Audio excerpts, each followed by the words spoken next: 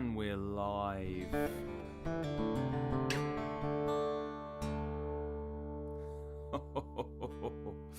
Okay. Hope everyone's good. We already have people in. Hey Roy. Hey Jeej. How's it going? Let me know you can hear me. Okay. Let me know the level's okay. It looks okay my end. We're looking okay. I'll just test the guitar. It's been a day. It's been a day. Let me tell you.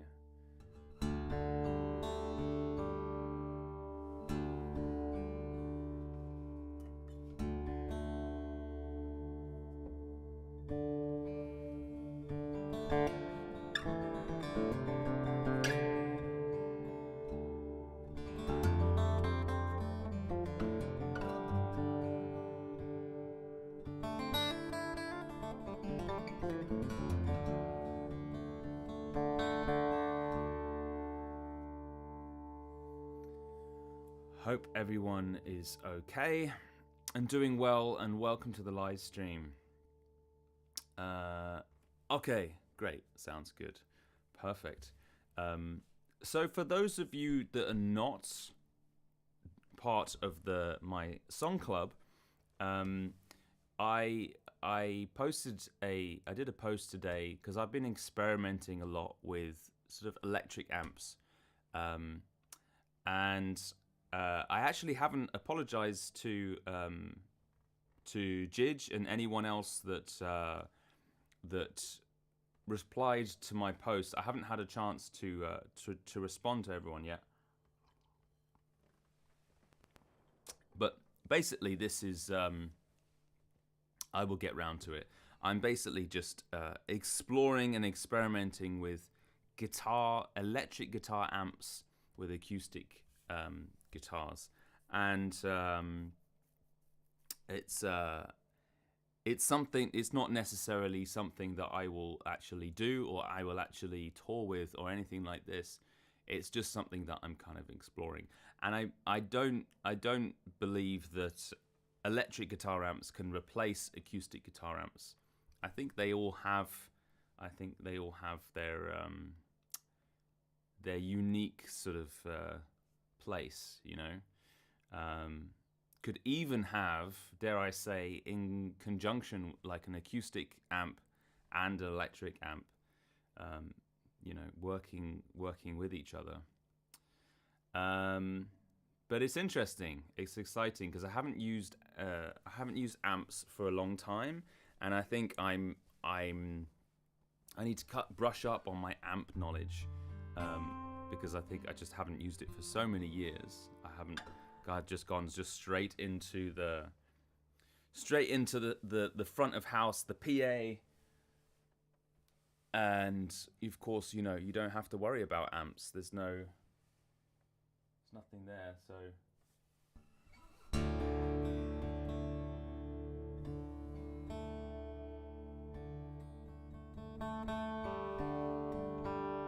I'll start with a song. So I'm wearing my hat today because my hair is I can't go live with hair like this. It's unwashed. It's really bad. So I'm wearing a hat. Apologies. Also, it's a little bit cold today. You know, the weather has definitely come down, and in terms of the temperature, and it's chilly. It's chilly here in Berlin. Let me know what the weather's like where you are. What is the weather like? Is it cold? Let me know. Okay. I'm trying to do a few different ones today. I'm going to play a few different instruments today. It's going to be interesting. Going to try some stuff out. But I'm also going to play ones that I really like and enjoy, and I always play.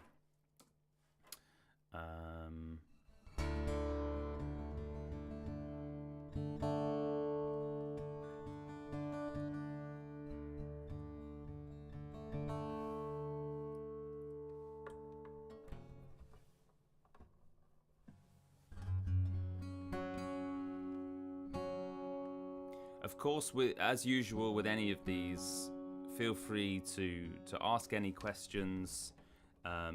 Let me know what you've been working on recently.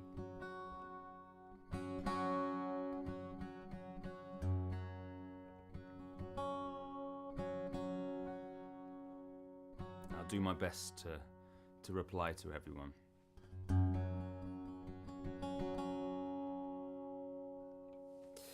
Feels like spring in Oklahoma. Oh, that sounds lovely. Cold in Normandy, says Jidge. Yes, it is Dadgad. Hey, how's it going? Yes, I'm playing in Dadgad. Yes. Alright, this is a traditional mining song called Banks of the D. Here we go.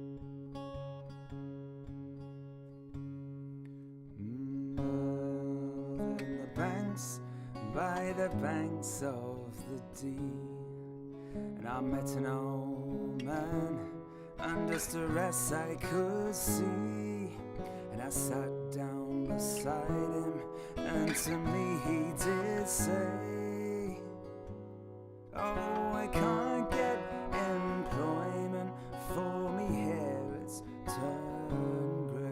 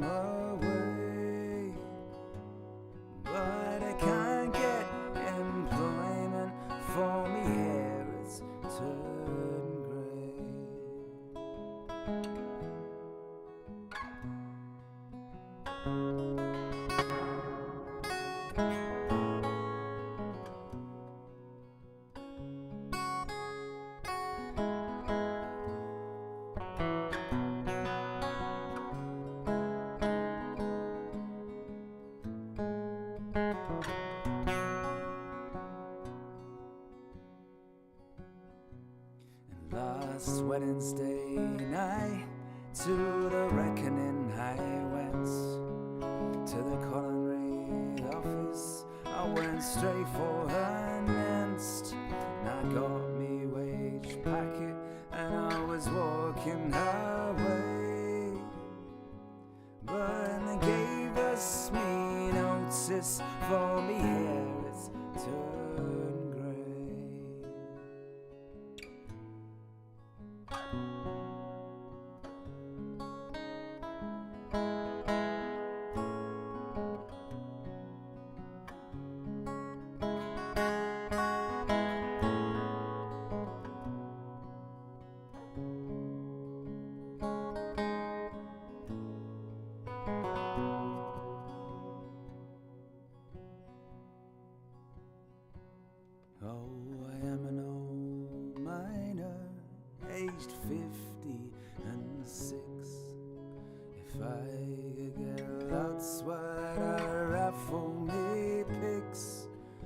I'd raffle 'em, I'd sell 'em, and I'd haul 'em away. But I can't get employment for me here, it's turned grey.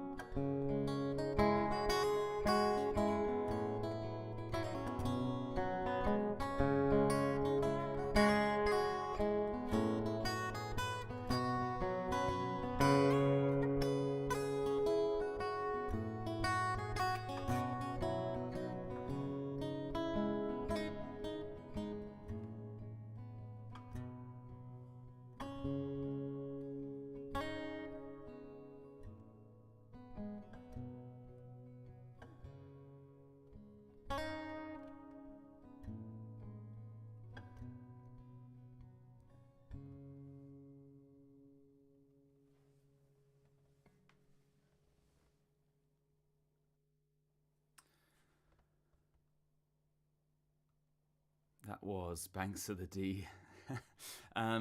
There was something went pop. So I need to figure out what that was. I think it was my volume pedal. Because sometimes I don't know whether it's something to do with my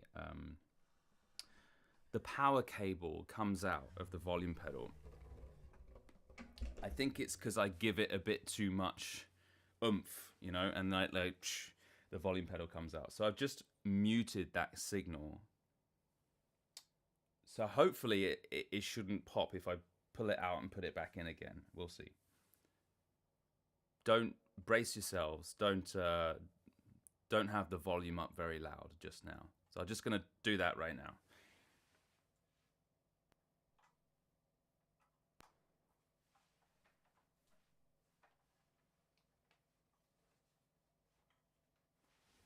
All right, we're good. So basically, I always need to make sure that I have it on like a flat surface whenever I'm using the volume pedal, because it's kind of on the edge of my carpet, and then when I press it hard, I'm a little too enthusiastic, and then I think the power cable comes out. I'll just make sure. And then obviously, if the power cable comes out, the pedal that's live, it just goes pop. Very annoying. But hopefully we're good. Just put it back. Okay. All right, welcome to the live stream, everyone. I hope you're all doing good. I'll just look at the comments. As usual, you know, keep the questions coming. This is all about, these live streams are just about me trying to answer questions if I can, and just everyone letting know, you know, what we're working on, what everyone's working on, you know.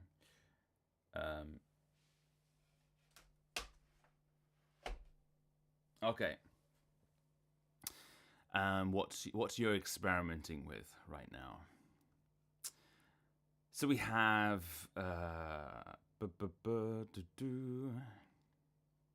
Acoustic Do. How's it going? It says I'm. Is that right? Acoustic Do. I'm practicing right now. Berkeley Springs.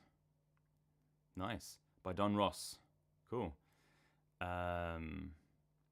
Roy says, I've got you playing through THR30. Sounds great. Nice. Guitars and Gizmos. That's a nice name. I like that name. Just discovered you here on YouTube, Fabian. You sound great, and I dig your style. Can you tell me about the guitar and you're using here? What's the brand and model? It sounds great in your hands. Thanks, appreciate that. It's a Loudon guitar. These Loudon guitars are handmade in Northern Ireland. This was made in 1994, and it's a jumbo model. It's quite big, although it doesn't feel big when you play it. It's just got a nice sort of comfortable sort of way of playing. The neck is quite thick. I quite like a thick neck, chunky neck, fairly wide, although not as wide as a classical. But I like the bridge. It's got a through bridge, so there's no pins. It's all very kind of neat and very simple. I like simple guitars. Although it looks simple, it's probably very complicated to build and not easy. It's cedar top and mahogany back and sides. And I'm playing in Dadgad. It's kind of like my standard. My standard tuning is Dadgad. I play in standard as well, but a lot of the time I play in Dadgad. Yeah. Hope that. Any other questions about the guitar or Loudon? Then, but if you haven't heard of Loudon guitars, then check them out. They're amazing. Jidge says, guitars and gizmos, join Fabian's song club. Yeah, if you want to, it's really nice. We're really starting to get more people joining the conversation in the song club. It's free to join. It's just a place that is off YouTube. It's not on any social media platform. It's based on my own website. It's basically like a forum, like these old school forums. It's just me, fabianholland.com, and you can join. It's just full of lovely people, and we have these conversations of what we're working on, questions, anything like this, all to do with mainly acoustic guitars, and to do with like pickups, pedals, amps, recording acoustic guitars, playing acoustic guitar, songwriting, all of this sort of stuff. So feel free to join the club and join the conversation. Roy says, I've been playing and learnt the first position in the second. Is that right? But I've been playing and learnt the first position in the second. It's really opening things up. I love having access to the open strings. Am I reading that right? I've been playing and learned in the first position in the second. The first, it's lovely playing in the first position and playing open strings. Is that what you mean? Having access to the open strings, yeah, absolutely. I mean, it helps. It depends. It helps. Playing in certain keys really helps, I find, depending on what tuning you have. Like I'm in Dadgad. I mean, I got the capo on the 4th fret, but in my head, I'm Dadgad. And so it depends on what kind of tuning you're using. There I was actually playing in A minor. That song I just did was in A minor. But with A, obviously, I can still do a lot of open strings because there's D works in A minor and G works in A minor. So a lot of these open strings still work, I think, and that's something I look for. So it depends on what key you're playing in as well. But yeah, using a combination of fretted notes and open strings, because these open strings, if you can use them, they sound very different to a fretted string. It can just ring on and on, which is really nice. So you get this sort of what I call a harp effect, you know, when you have these open strings that just kind of ring into each other, because that's what a harp sounds like when you play it. It's all open strings, you know. So that's sometimes, not all the time, but sometimes that's what I try to do. I try to kind of make it sound like I'm playing a harp a little bit.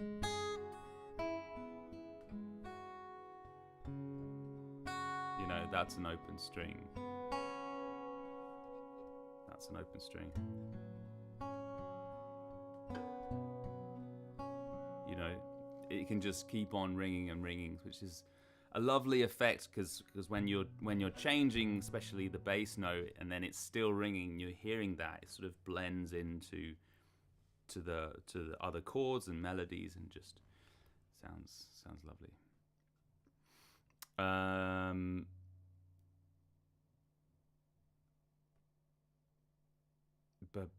Any questions? Guitars and Gizmo says, thanks Fabian, do you have a preamp installed? I use LR Bag's Anthem SL in my guitars, but wonder if there are newer, better choices around. You know, I haven't actually looked at new, like the latest preamps that have come around, but I like to use a Radial. It's by Radial, PZ Deluxe preamp. It's external preamp. I almost always use external preamps on my guitars, just because I don't like to have too much sort of inside the guitar in terms of electronics, and because it all adds to the weight and everything, and so I like to have everything simple at the moment.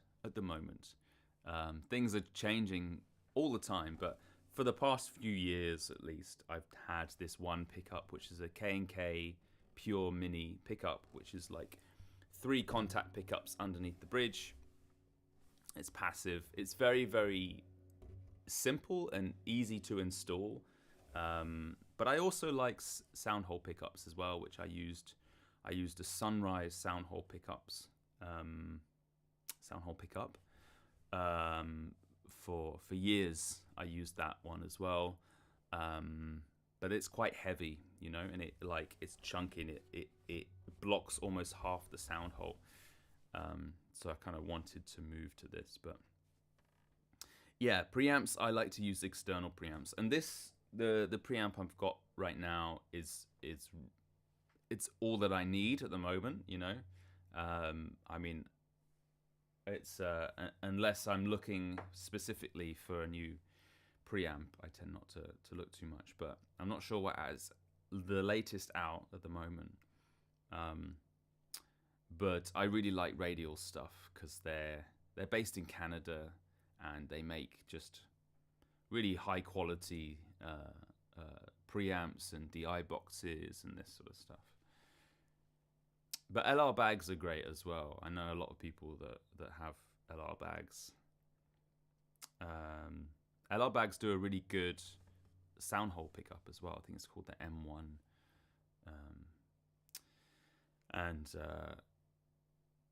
Yeah.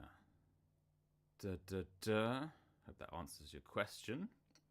Roy says, I'm playing songs in the second position that I learned in the first position. Now I get it. That makes sense. Yeah. Songs that you learn in the second position, you're playing in the first. Yeah. Yeah, that's a good idea. Absolutely. Can sound very different, huh? Hey Adrian, how's it going? Adrian says, hey Fabian, thanks for the stream as always. To what extent do you experiment with strings, thickness, material, etc.? Do you try extra light strings like 0.010?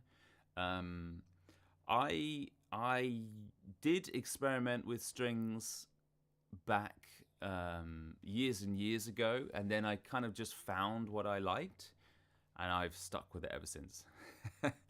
I keep saying, you know, I keep getting comments on strings, especially on my videos and live streams.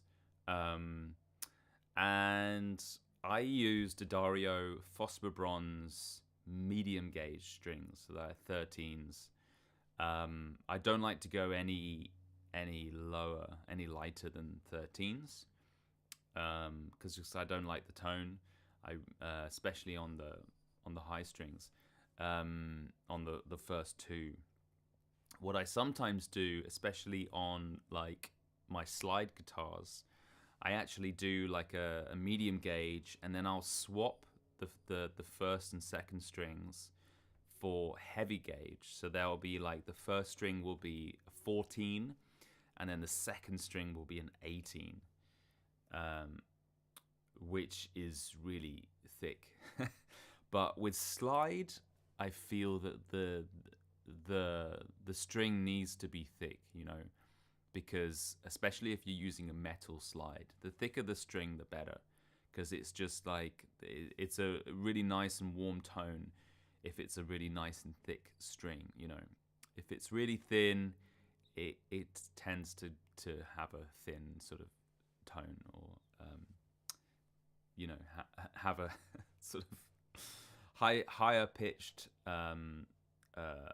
sound to it, a thinness to it, you know. So yeah, that's what I like to do.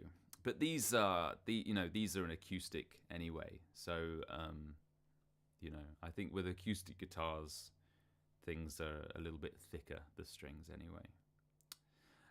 But I haven't experimented since using the Phosphor Bronze. I haven't experimented. I find they are quite bright, the Phosphor Bronze, but because I'm using the Loudon is a jumbo, and it generally is quite bottom heavy, you know, sometimes, especially if I'm playing like in really low tunings, then the Phosphor Bronze kind of brightens it up a little bit. But I keep meaning to sort of experiment again, go into that again, and just kind of experiment around, just to see, you know, what the difference is, because I might be missing something, you know. I don't know. But yeah, it's definitely always worth experimenting around.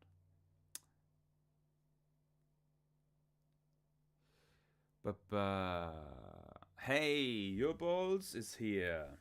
How's it going? Good evening, Fabian and all. Guitars and Gizmos says, I think I heard you mention in a video that you use small diaphragm condenser on stage. Would that work in a band setting, or are you alone on stage? So I'm mainly alone on stage, like 90% of the time. I sometimes will play with like a percussionist or something like this, you know, but nothing like a full band.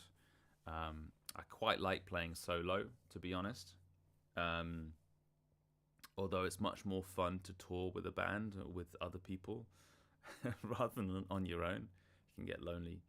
But yeah, so that's a big reason why the small diaphragm works on stage. And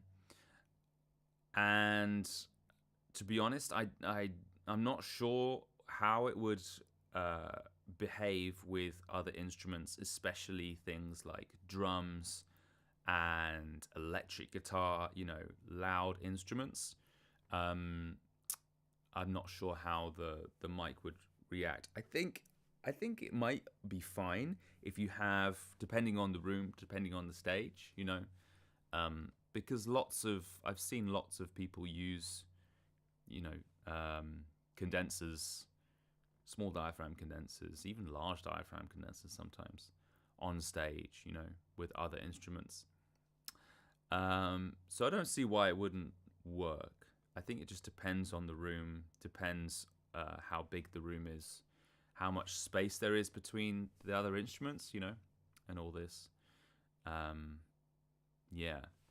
But I tend to have not very much microphone in the feedback in the monitors, and I EQ the hell out of it. So I have like a parametric EQ specifically for my small diaphragm condenser that I'm using, and then I will kind of sweep through and work out the the problematic frequencies, which is usually on stage, is like feedback, and then I would cut that out.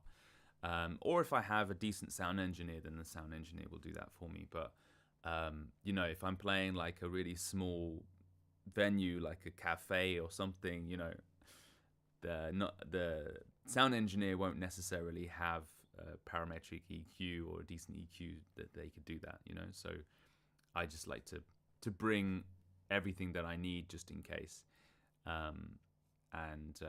Yeah, I really like using a mic on stage, and it only works for me really because I sit down, you know. I sit down and play. I'm not suggesting it will work for everyone, but because I sit down, I have that ability to just stick a mic in front of me, you know.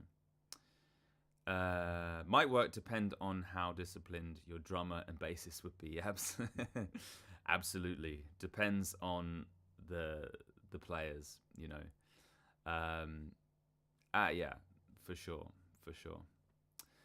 Okay, all right. I'm gonna do another song now.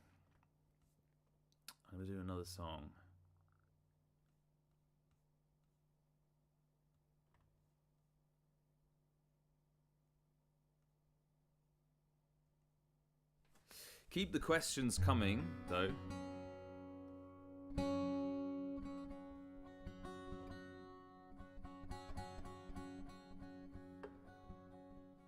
I'm going to do a song in a major key.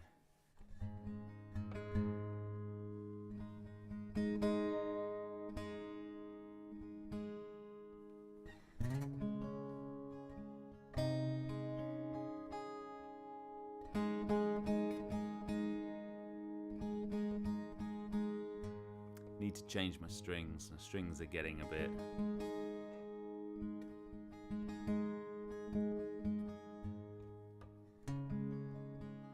tell it with the tuning. Whenever my strings get a little bit old, they struggle to stay in tune a little bit.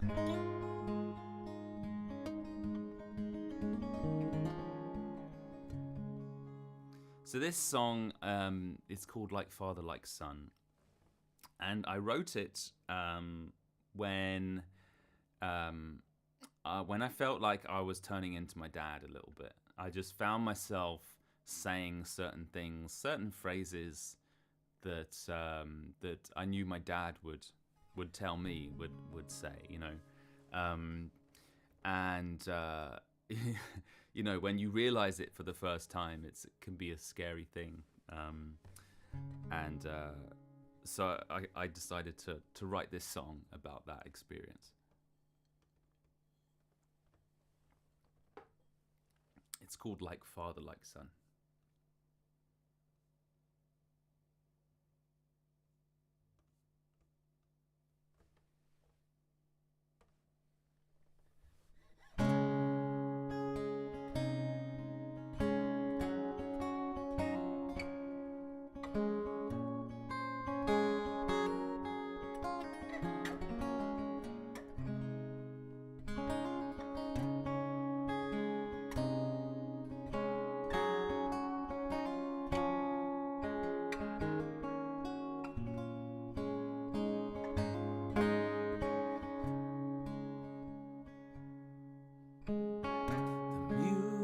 Starts, had too much to drink. One Christmas evening and the family's all here.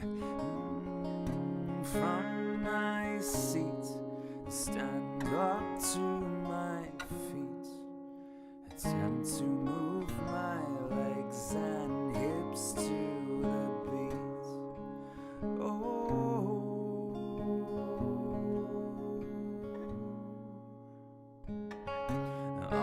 goes left and left arm goes right. Legs go front to back and then side to side. Head goes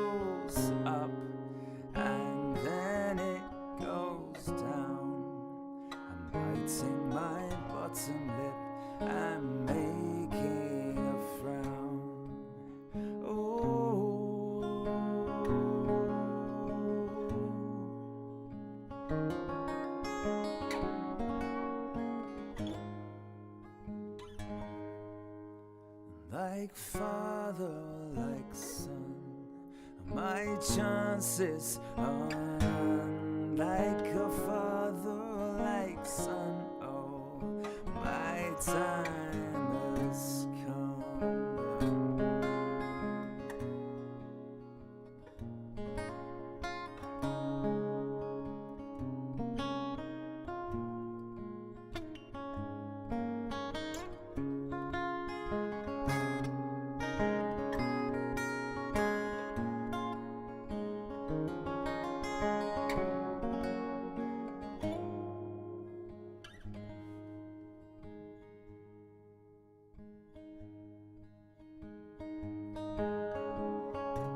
Family, a wife makes one happy guy. So me old man has more than what just meets the eye. And I'd be glad to have half what he has. And I'd be proud if I turn out just like my dad.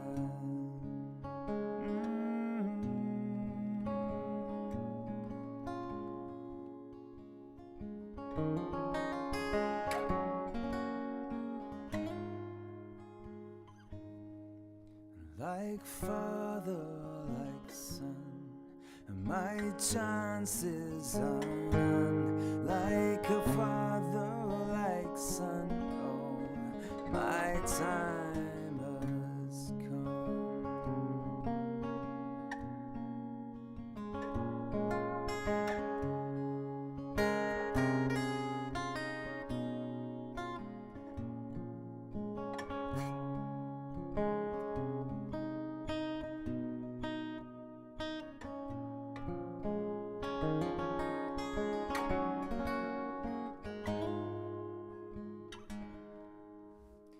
Like father, like son, and my chances are none.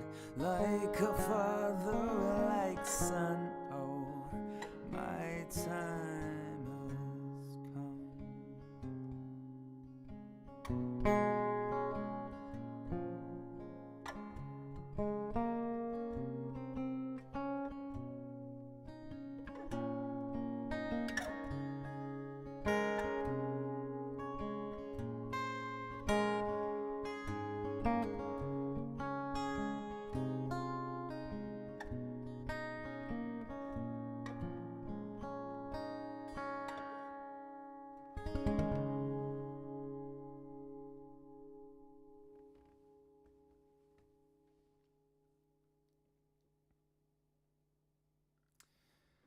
That was like father, like son. I did just a shortened version of that because I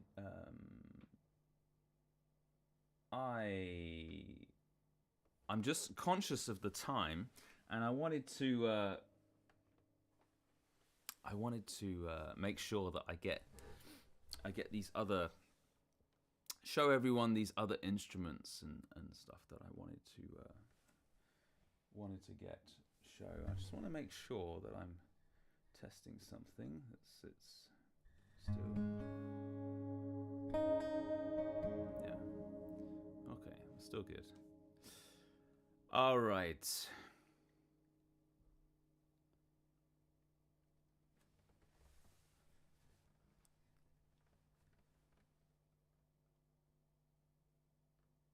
Appreciate that.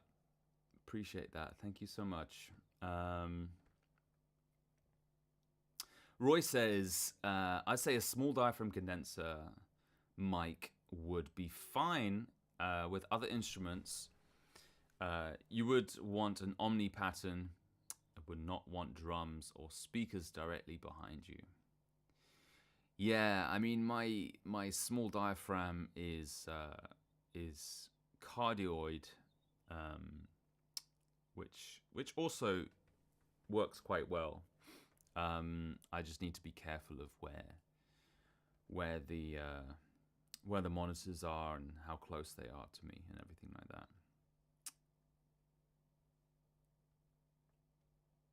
that. Roy says, I love the high note. Thanks. Did I do a high note there? Don't remember what I played.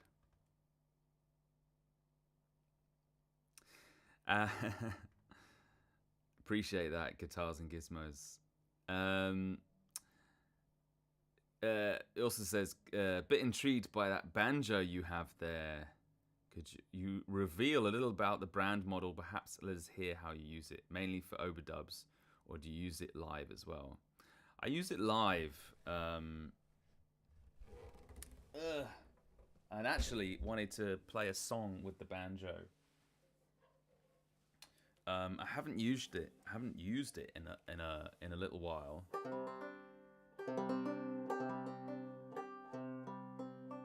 Can't even remember what tuning I have this in.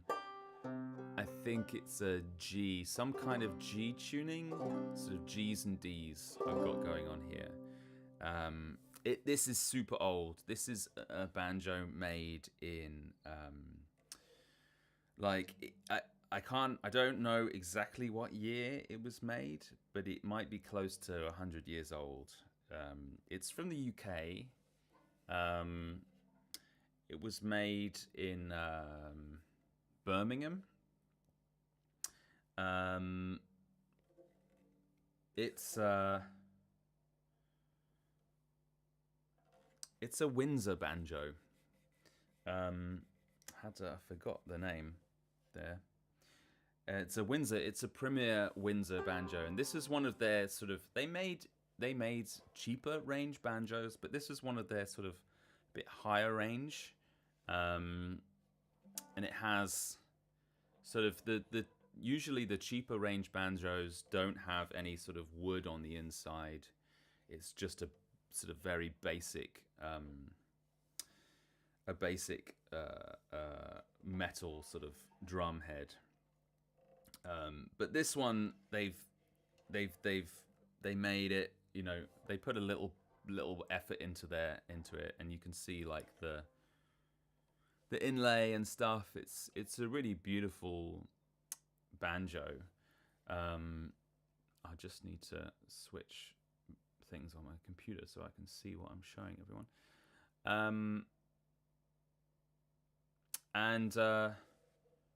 Yeah, I'm not sure if the head is that old, but I mean it might be.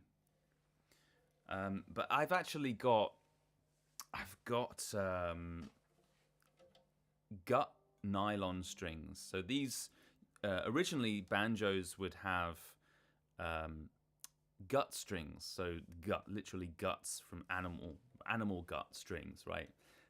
So these are synthetic gut strings. So they're designed, they kind of feel a little bit like nylon, and they sound a bit like nylon, but they're kind of supposed to be synthetic gut strings. So they're supposed to sound like the original gut strings would sound like.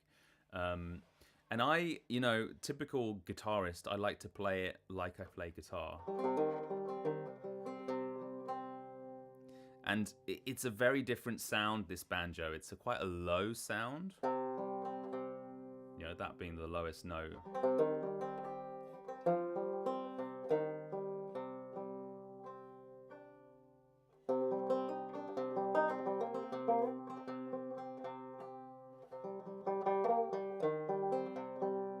But I also, I'm trying to learn a bit of claw hammer stuff.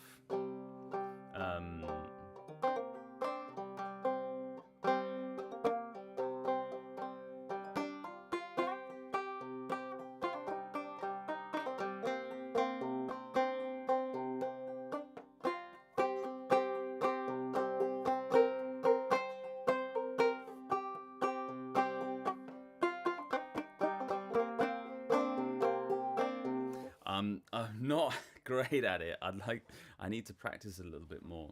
But I really like that old time sort of claw hammer banjo stuff. And especially with these strings, you know, they're not, it's not too harsh, you know?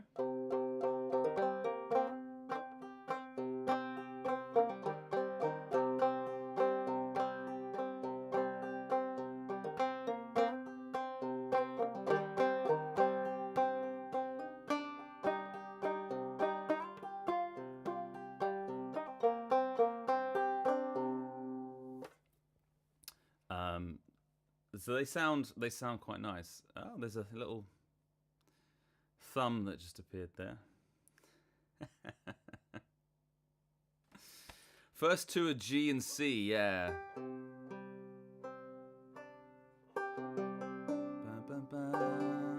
It sounds like I put it in some kind of sus tuning because I love sus tuning so much.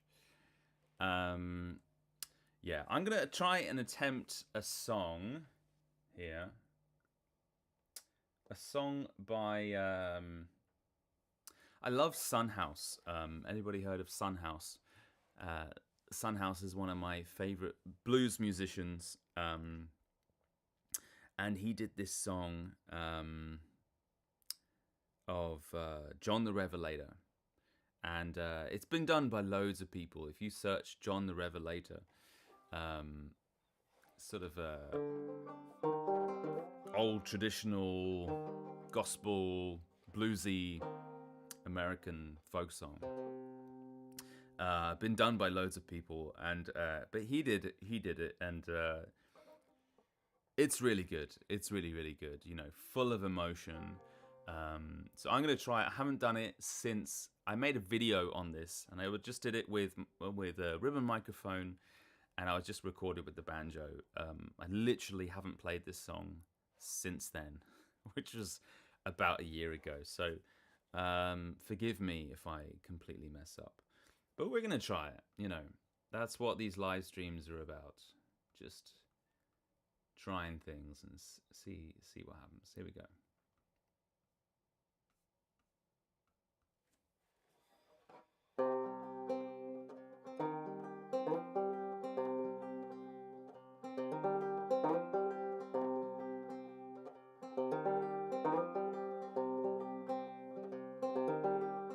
Tell me who's that rider? John the Revelator. Tell me who's that rider? John the Revelator. Who's that rider? John the Revelator wrote the book of the seven seals. Who's that rider? John the Revelator. Tell me who's that rider? John the Revelator. Who's that rider? John the Revelator wrote the book of the seven seals. God wore out at the cool of the day, called Adam by his name, and he refused to answer, 'cause he was naked and ashamed. Tell me who's that rider? John the Revelator. Tell me who's that rider? John the Revelator. Who's that rider? John the Revelator wrote the book of the seven seals.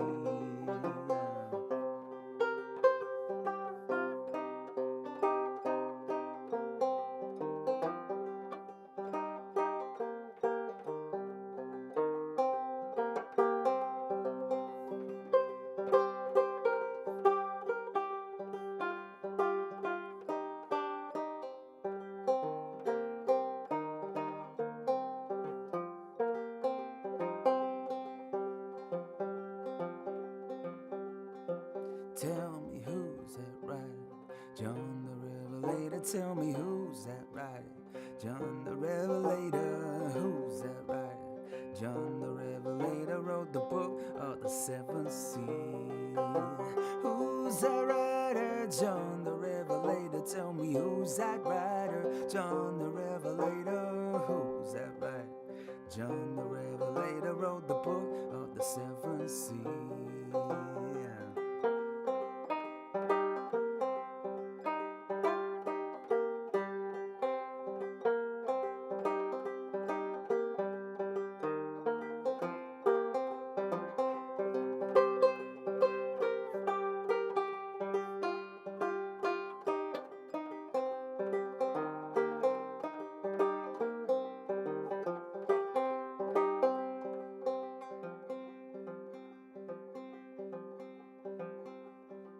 Tell me who's that rider?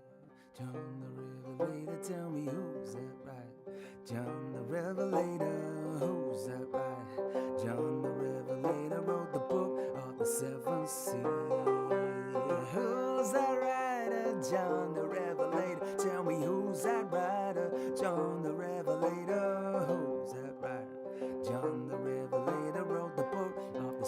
see.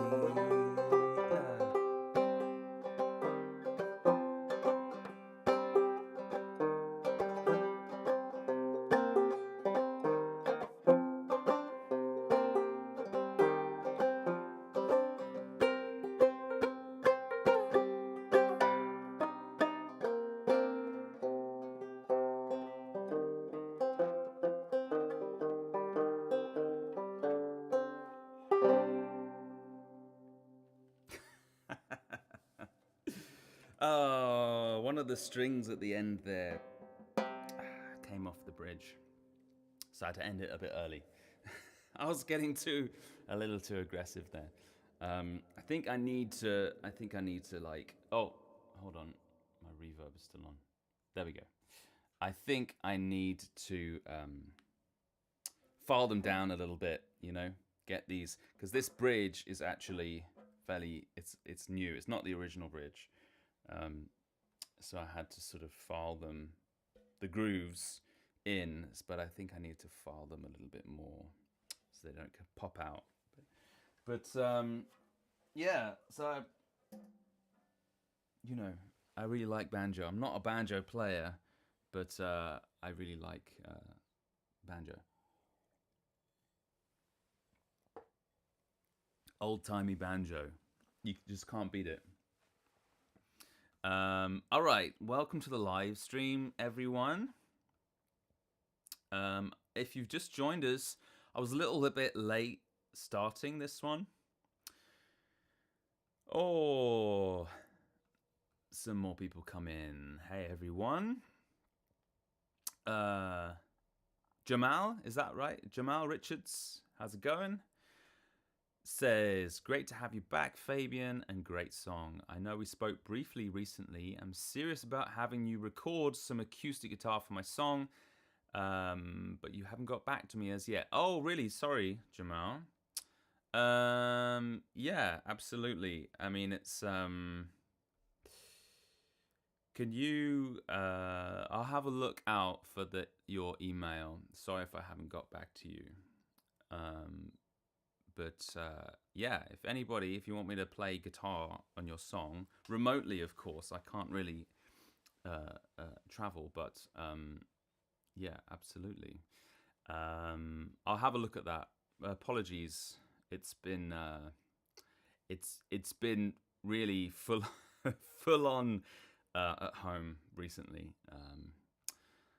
And things have been a bit crazy, so I apologize, but I'll have a look out for your email, and I'll try and get back to you. Appreciate you coming on and letting me know that. Okay, that's my dad. My dad is here. Hey, Dad, Stuart Holland.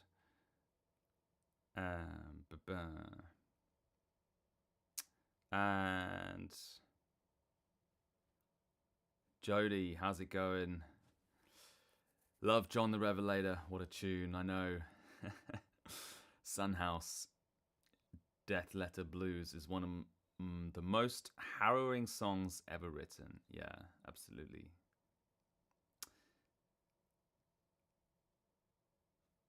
Cool song and great sounding banjo. Appreciate that, Guitars and Gizmos. I'll have to check out your channel. That sounds interesting. Jidge says, I've been practicing clawhammer picking, trying to perfect my John Martin songs. Yeah, it's amazing. Some of these sort of clawhammer picking on guitar, I could never get used to it. To be honest, I'm not a fan of the way it sounds on steel string, this sort of flick. I think it sounds quite harsh. But I like it on nylon string, or on this synthetic gut nylon strings anyway. And I have another guitar which I want to show everyone. It's my slide guitar. It's not new, but I'm trying something out for the first time. This is my resonator. It's a Regal resonator guitar, and it wasn't set up for slide, but I have it as a slide. So I've has it as a lap slide. I just realized you can't actually see it in the camera. So you know what? I'm just gonna pop the camera down a tiny bit. That's probably okay.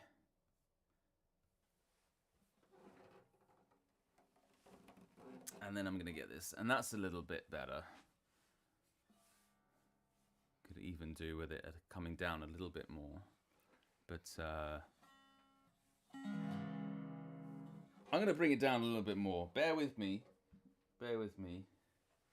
You know, this is a live stream, and it is live, and so that probably. That's a little bit better. Let's stick with that. I don't want to bring it down too low.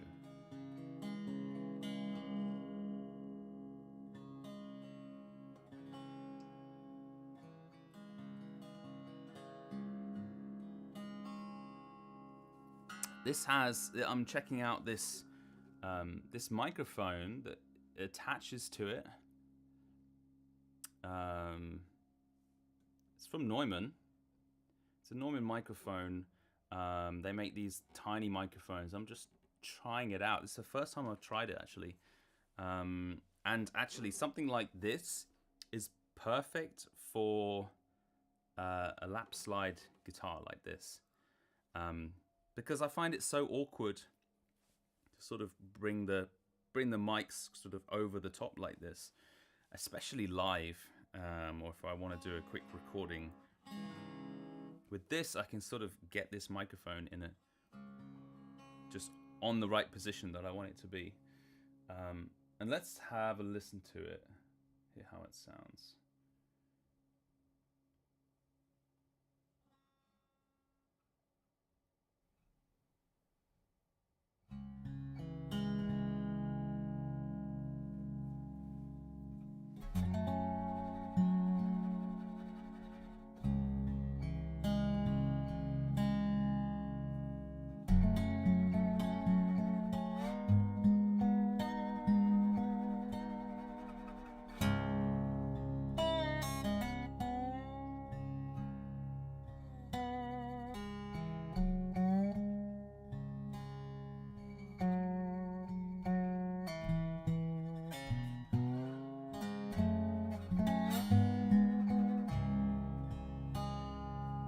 Yeah, I'm getting some low end. It sounds lovely. Sort of whenever I move it. I don't know if anyone else can hear that. So I'm just gonna give it like a roll off 60 hertz maybe.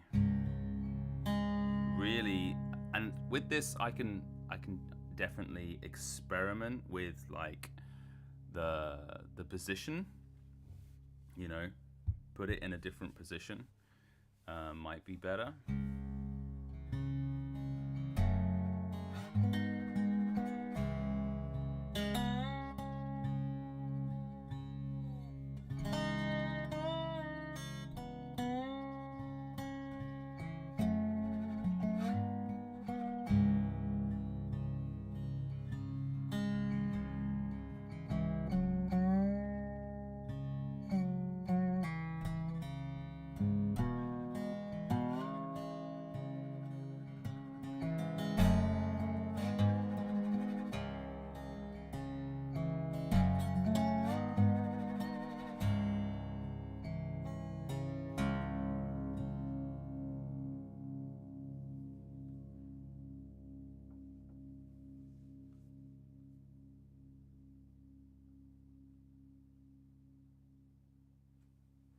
Yeah, 60.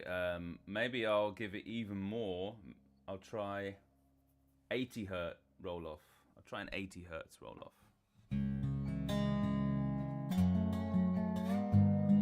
That might be better.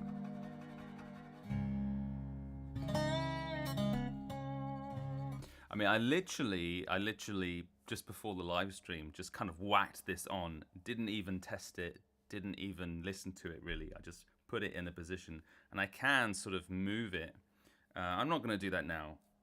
I think like the more I move it, sort of this end, the less low end I'm going to get.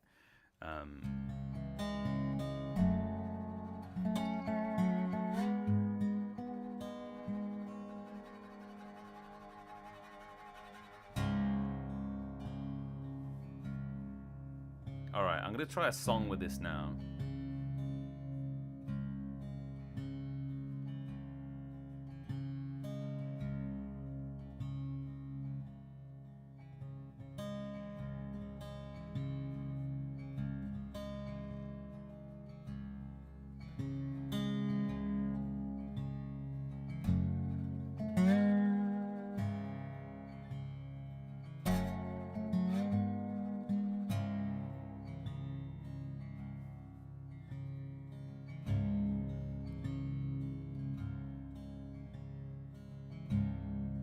Ain't got much money. I can't hold a job. Not very funny. And socially odd. But there's one thing that I can do. Just this one thing that I can do.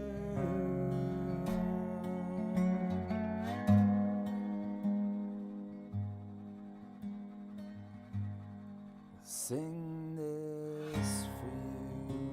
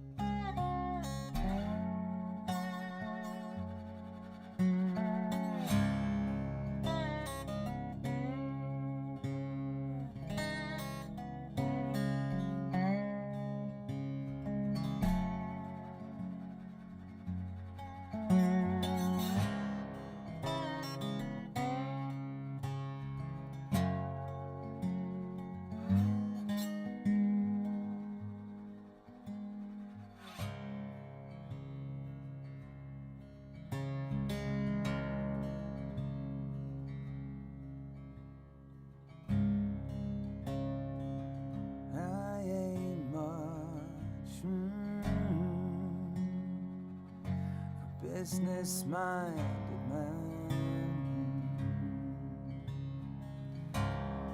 and I ain't got no business kind of plan. But there's one thing that I can do. Just this one thing that I can do.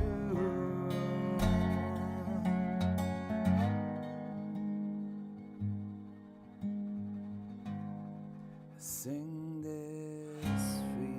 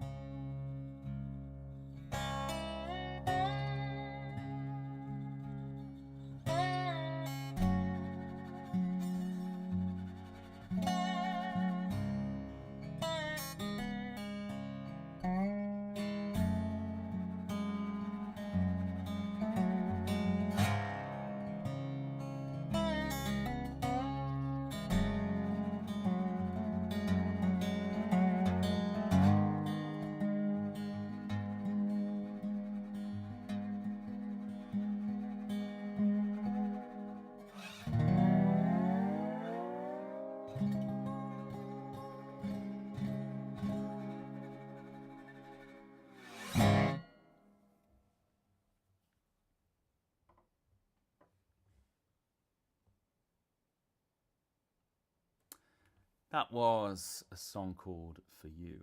Um, yeah, let me know what you think of this mic. First time using it, I didn't even hear how it was sounding before I tried it. Um, I think I'd have to experiment with some of that low end, sort of rolling down the low end, and especially like the moments I could hear when I was hitting down on the neck, where it pick up a bit of that vibration, the low end. But definitely interesting to use something like this in this kind of way, you know. And it obviously can clip on to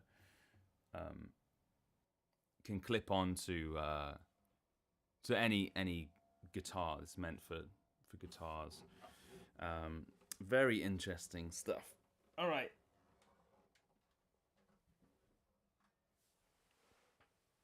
Let's have a look at some of the comments. Here we go.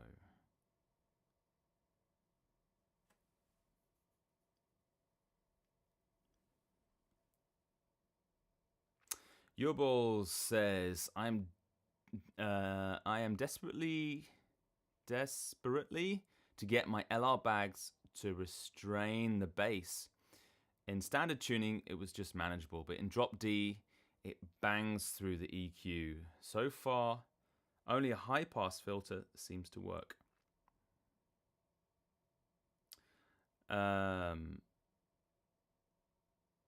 Really, I'm surprised. Yeah, I mean, it's. Have you tried various different EQs? So with like parametric EQs are really good for sort of pinpointing specific things. I also find that the certain guitars have certain frequencies that sort of resonate more than other guitars, you know. Maybe it's something about that drop D that it just resonates a little bit more. And so that's maybe why it's more prominent.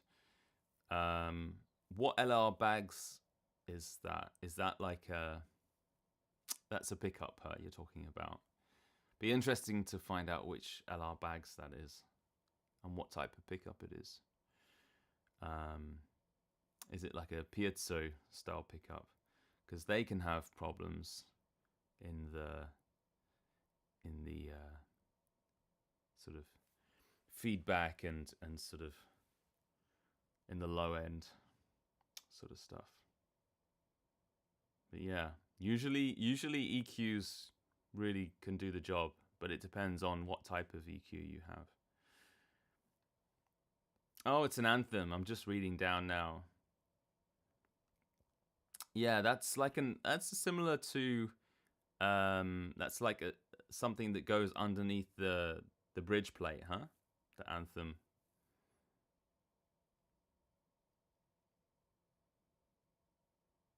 Oh, it's a blend as well.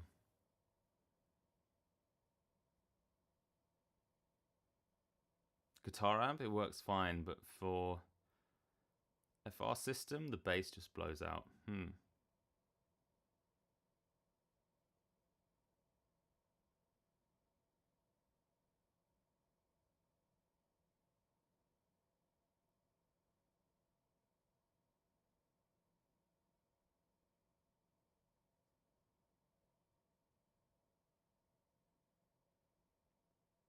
Yeah, it could be just your particular guitar has resonates on that kind of frequency, especially if you're just having the problems when you go lower.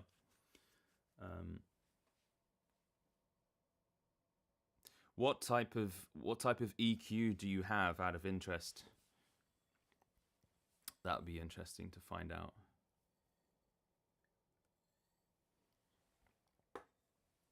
I find a lot of these preamps, they have these parametric EQs, but only in the mid range, you know, or something like this. They're restricted. They're not like full parametric.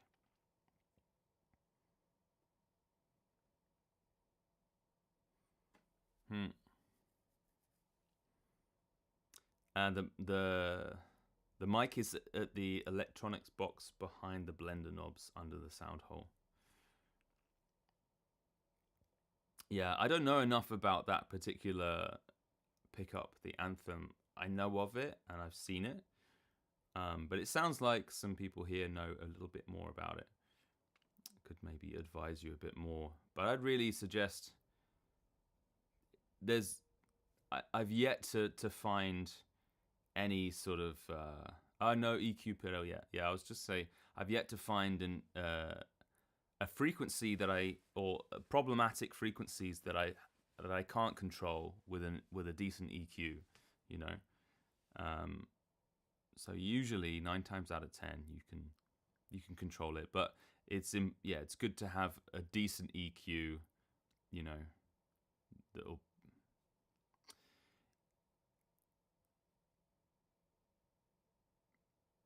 Yeah, what Jidge says, it's that Ibanez Pentatone 5-band EQ. It's parametric as well. Looks really good. I haven't tried it, but I've seen pictures and it looks really good. Do they still sell that? Do Ibanez still sell that? Can you buy that new, or is it something they've stopped releasing? You have to find it secondhand. That would be interesting.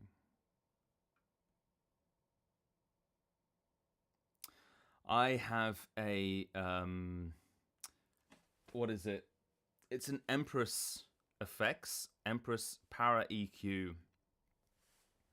I've got 2 of them. I used to have 3. They're really, really good. But to be honest, any kind of parametric EQ. Oh, it's very recent. The Ibanez ones is very recent. Oh, that's good. Any kind of parametric EQ where they give you lots of control, you know, is really good. The Empress one, they've actually released like a second version of that, and it's even smaller and gives you more control as well. You can be very specific about your which frequency you want to affect. But the Ibanez one looks great as well. I can't remember how much the Empress Effects is. I think I got it at, like, it's an old one and I got it secondhand. I think it was at least like 300, something like this. 2 or 3, maybe no less than that. Struggle to remember. So long ago, maybe it was like 200.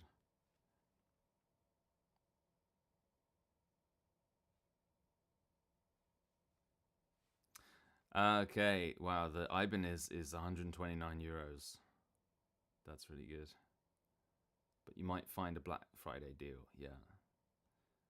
Yeah, try and find that Ibanez. That looks PTEQ. PTEQ. Looks really good. Okay, I'm gonna have to do one more, guys, and then call it a day, because I am knackered, to say the least. It's been an intense couple of weeks. I don't want to go into details at home, but it's been a lot for all of us here to deal with. Yeah, I'm pretty tired. As much as I love these live streams, but it is 10:38 here. I mean, it is a Saturday, that is true. But I do have a young child at home who wakes me up at 6 a.m. even on a Sunday. So you can't be too mad at me for going to bed at this time.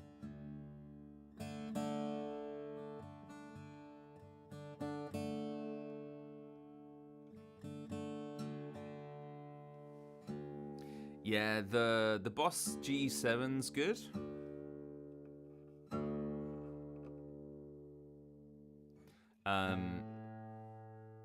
But definitely a parametric EQ will give you more control.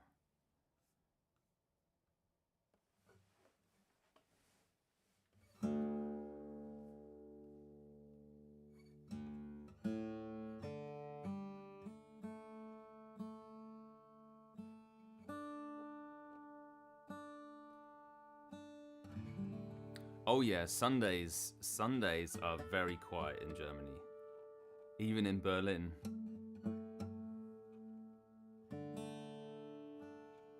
Hardly anything's open on a Sunday. It really makes you think about, like, okay, I need to do all my shopping today on a Saturday because you can't, like, nothing's open. Maybe like a bakery might be open for like a few hours in the morning for you to get your bread, and that's it, and then it closes, and then nothing. They take their Sundays seriously here in Germany, let me tell you.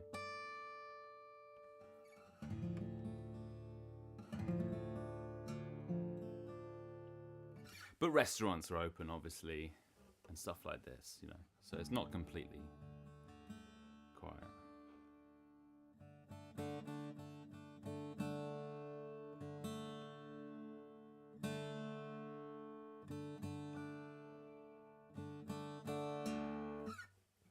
On the topic of EQs, I find each type of EQ has its own specific role, you know? Like the basic low, mid, and treble ones that you just get on standard sort of preamps have their role. That's like just kind of getting the shape of the sound that you want, you know? You can't be specific. It's very rough. Getting a rough idea about the shape, you know, not too much large movements, that kind of thing. And then the graphic EQ is a little bit more control. That allows you to sort of grab a chunk of frequencies and, like, okay, I want this kind of these frequencies to be up or down, and this sort of stuff. But the parametric EQ is again going finer detail. And, like, okay, where these specific either problematic frequencies, that's usually what I focus on, is problematic frequencies, because it's easier for me to find the problematic frequencies than the frequencies that I like. It's easier for me to hear sounds that I don't like than sounds that I do, you know, for some reason. So I just kill them. So I actually use my parametric just for cutting, you know. I never boost anything with my parametric. It's all just getting rid of those sort of ugly frequencies of my pickup. But yeah, but I feel they all have a certain role, you know. But if you want to be very specific and very sort of pinpoint on what frequency you want, then it's the parametric. For sure. But you can also do all of that with the parametric as well, because you at the same time you can be very hone and specific about frequency, but you can make it wider as well. So you can actually do everything with the parametric. So if you don't want just one, then you go for the parametric, because you can do everything with that. Does that make sense? Just long-winded lecture about EQ. Okay, I'm going to do one of my favorites. This is Nobody's Fault But Mine. And if you have any questions, anything like this, make sure you drop them down while I play this, because then I'll make sure to answer it before I end the stream. Here we go.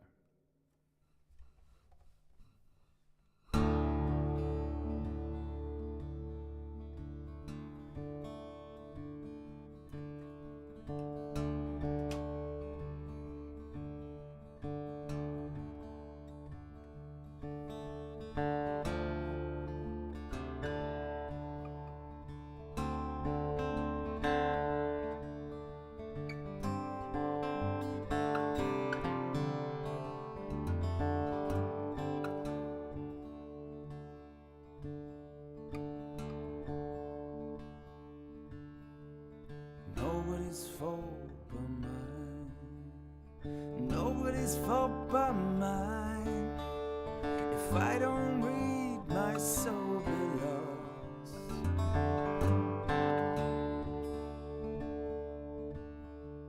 And I have a Bible of my own. And I have a Bible of my own. If I don't read, my soul be lost. Nobody's fault but mine.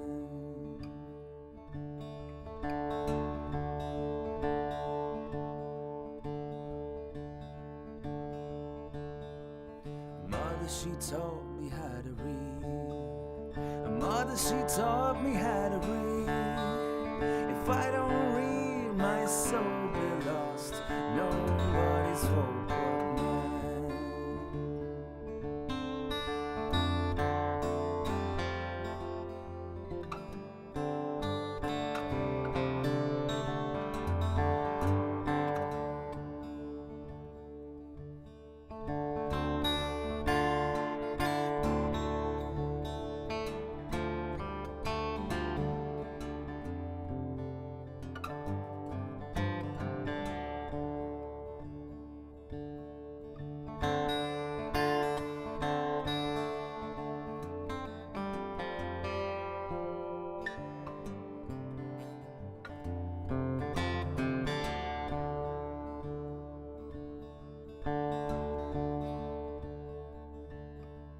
Sister, she taught me how to read. Sister, she taught me how to read. If I don't read, my soul be lost.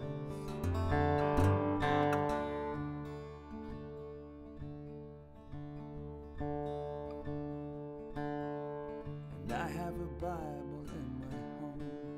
And I have a Bible in my home. If I don't read, my soul be lost.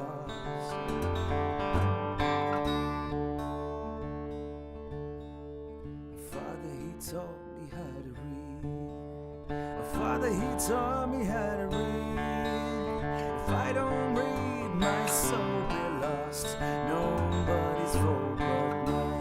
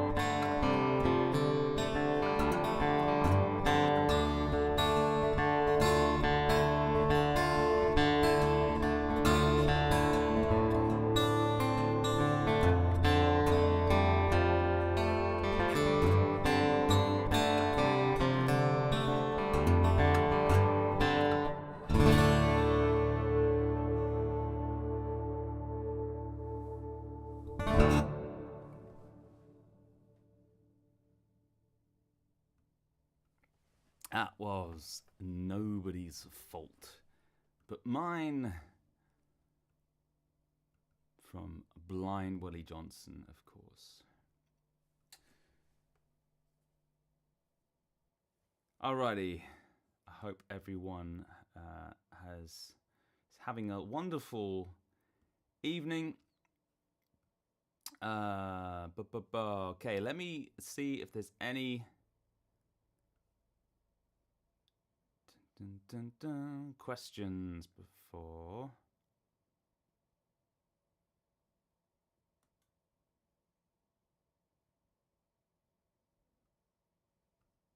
go.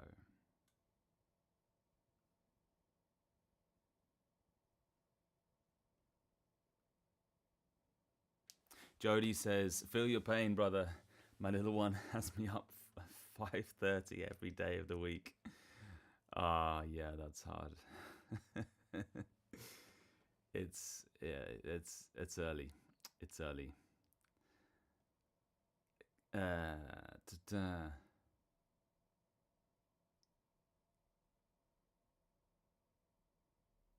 Benjamin says, roughly based on your advice, I got Audient ID24. Audience, sorry, ID24. Yeah, that's a good one. I've seen that one before. I haven't tried it though. Interface and Osprey Audio OC16. Just setting up. Lovely. Enjoy. I hope it's good.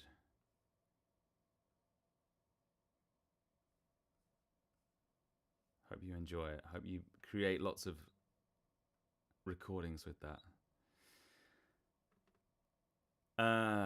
Feel your pain. Yeah, you said that. Okay, where was I? Where was I?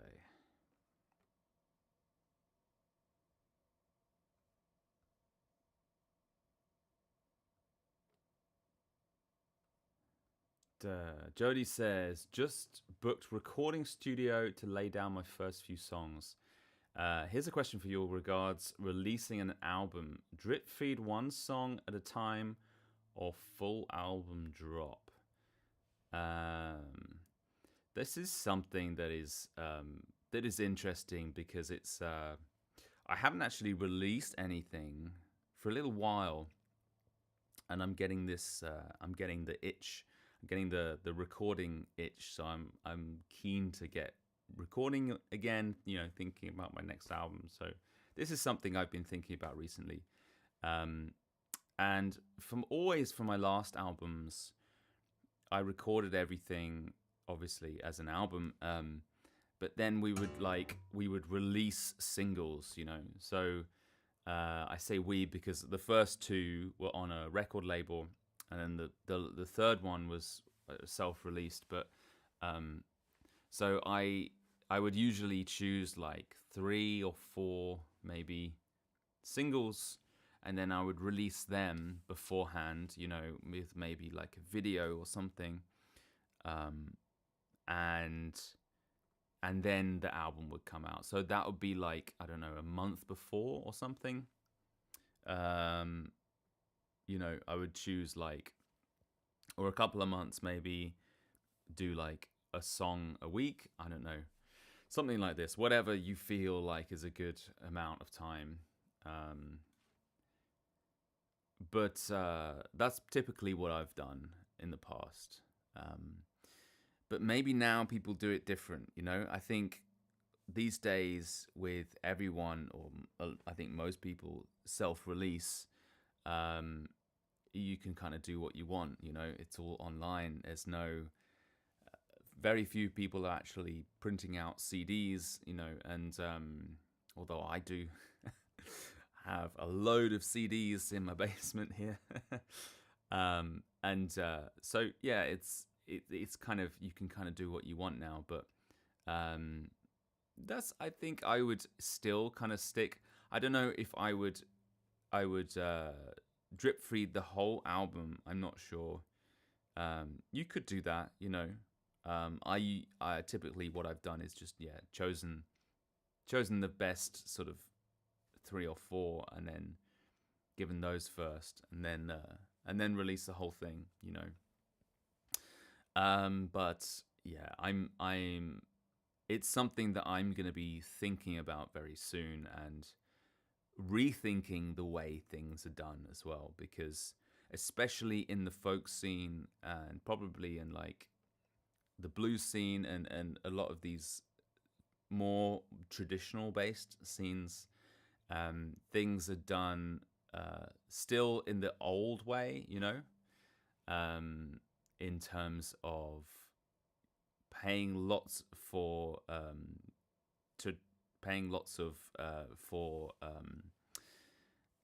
PR, you know, and this sort of stuff. And I don't know. I don't know if that's necessary anymore. You know, the amount of the amount of money I spent on PR. You know, so I would hire someone to get my album to radio stations, to to magazines, so they could review it, and stuff like this. Um, Otherwise it was just impossible to get seen. So you had to invest money into a PR person to kind of get you in front of the right people, and that was all like magazines and like bloggers and online like reviewers and radio as well. Now who knows? I don't know. It's like, is any of that important anymore? I'm not really sure. uh, you know I seem to be doing better on my YouTube channel, with just me, and definitely growing more than I was when I was just releasing music.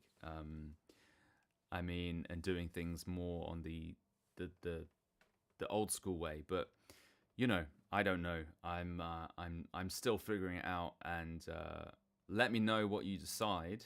But that's very exciting. It's very cool that you are going into a studio to record your album.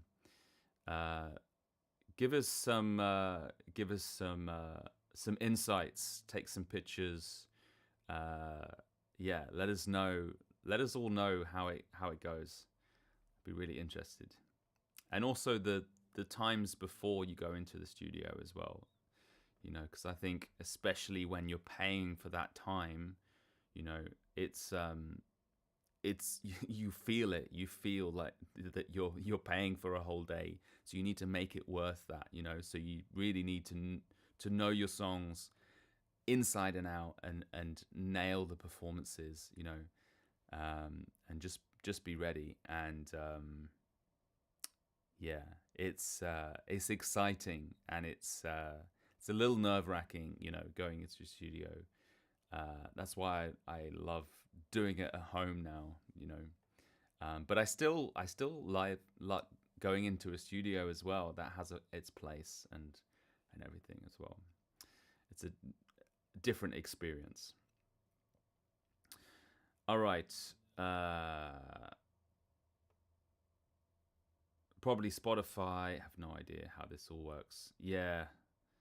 I mean,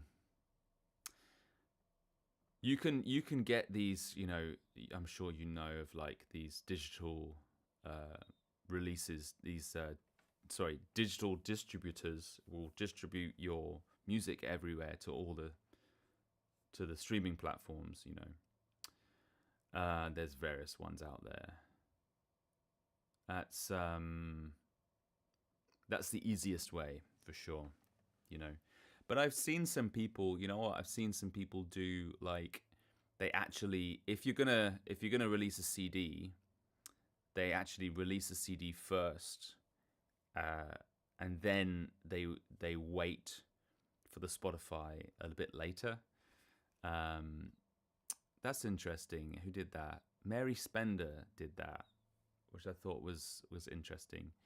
So basically, you get it if you pay, basically, And you could do a similar thing. Maybe if you're not looking to release CDs, maybe you could release it on, like, I don't know, Bandcamp beforehand, and people just have to pay a little bit for it if they want it a little bit earlier, like a few months or something. This is like something that could, or, you could always, I've seen people like hand make a CD, I don't know if you can get a CD burner even by that these days. I'm not sure, but something like this, or just something handmade, physical. I think people still like physical things and still want that, but they don't necessarily have CD players. So I've been thinking about this. I actually thought about maybe like just a nice book, like and have the CD as like an extra thing. Okay, if you want the CD, you can have that, and I can put it with the book, you know. But like, if you want to buy something, you know, maybe I can have like I don't know, a small book or maybe a big book of just the lyrics, of stories of going into the studio, of like, you know, and pictures of the studio or how I recorded it, you know, and just all the little details that you like to read about when you get an album, you know. I think that's the thing of like, that's the thing I really enjoy, or used to enjoy, when I used to buy new albums that were released on CDs. I used to buy it, and then I used to put it on and listen to it, and then I would look through the sleeve note, you know. It's like this little magical book with like pictures of the recording process of the artist, of the band, you know. This is something that, yeah, okay, that you can kind of scroll through their Instagram, but it's not the same thing, you know. It's having something physical like that. So yeah, there's lots of ideas, different ways, possibilities, you know. I think most people just make it up as they go along. Yeah, Jidge still buys CZs. He bought 3 of mine, so appreciate that. Yeah, I still buy CDs actually when I go to gigs. When I go to gigs, I buy CDs from the artist. That's true. Whenever I get to go to gigs, I buy CDs. Yeah.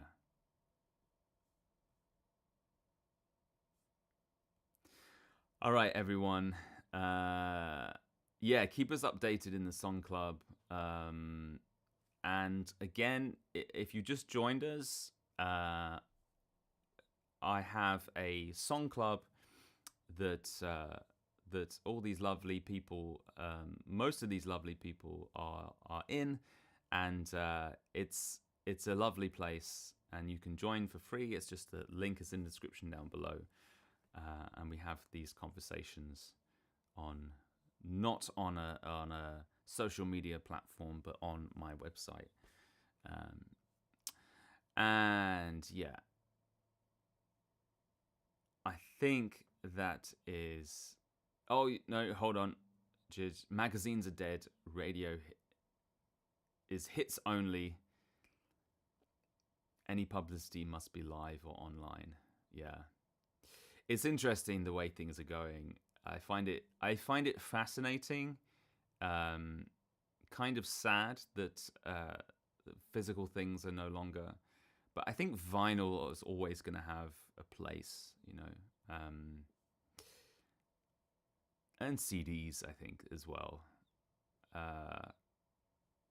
But yeah, I've never printed out vinyl. I think I'll try and do that at some point in my life.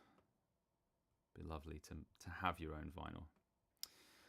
Okay, I'm gonna end it here, guys, because I'm knackered. Oh, it's 11 o'clock here. Oh dear. Oh no. All right, I'm gonna end it. I gotta end it now. Okay. See everyone in the Song Club. Have a wonderful weekend. Have a wonderful Saturday. Have a wonderful Sunday. And I will see you all again in the next live stream. Thanks a lot. Speak soon. Bye.